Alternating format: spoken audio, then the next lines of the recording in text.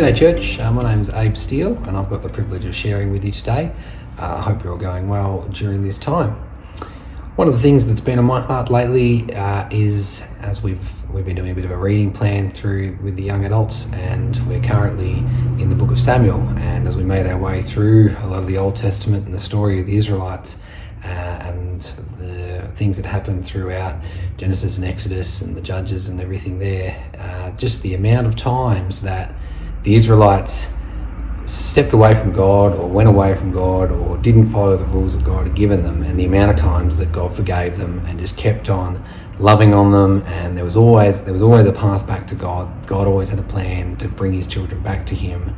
And I think it's amazing reading through all of those chapters and all those books. As a father, just over 3 years ago, I had my first son, and I think when you have the perspective of actually being a parent, being a father, reading through those chapters and through those stories, you can understand a little bit easier how, no matter how many times the Israelites, the children of God, stuffed up or stepped away from him or did the wrong thing, the forgiveness was always available to them.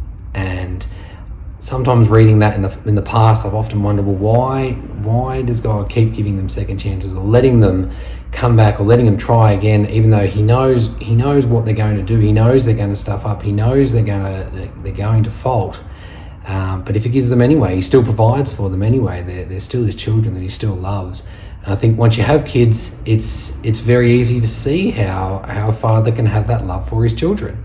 My children are reasonably good boys, but they get up to mischief. They do naughty things. I have to ask them to do the same thing 100 times. I tell them off for the same thing 100 times, but they get to melt down their Paw Patrol toys and turn them into a calf or do anything like that. So there's the scale of what they do wrong compared to the Israelites might not quite be there, but the scale of my forgiveness compared to what God's forgiveness certainly isn't there either. I think in Matthew chapter 7, it talks about how if your son asks for a bread, do you give him a stone? Or if you ask for a fish, do you give him a snake?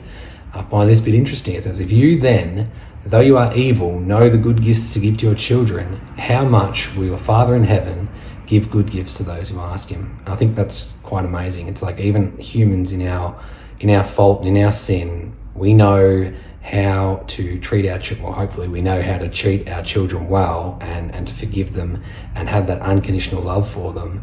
And it's sort of a model of what God does for us, but it just pales in comparison to his ability to shower us in unconditional love and forgiveness. And no matter how many times we stuff up, regardless of what it is we're struggling in life, no matter how many times people in their life may walk away from God and that sort of stuff, he's always there and willing and loving on us, and always wants us back as his children. And I think that it's really encouraging to know that, the amount of times that I can forgive my kids, God can forgive me 100 times more than that. And for the amount of things that they do wrong, God can forgive me for much worse than that.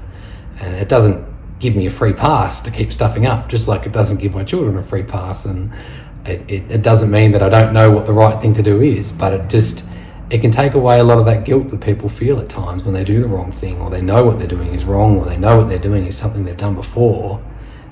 Just to know that, God is still able and willing to forgive us. And so I think that that's really powerful and something that we just need to be so grateful for. And it's nothing new.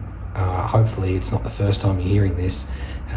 It's nailed into us for a lot of your Christian life, which is good to know that love is there. But I think sometimes we just need reminding, and sometimes we need that perspective, and it doesn't necessarily have to be the relationship that we may have with children. I'm sure single people could think of people that they're forgiven, or childless people can think of people that they're forgiven, and the ability that they have to do that as a sinful person. Remembering that God has the ability to do that tenfold, and I think that's incredible.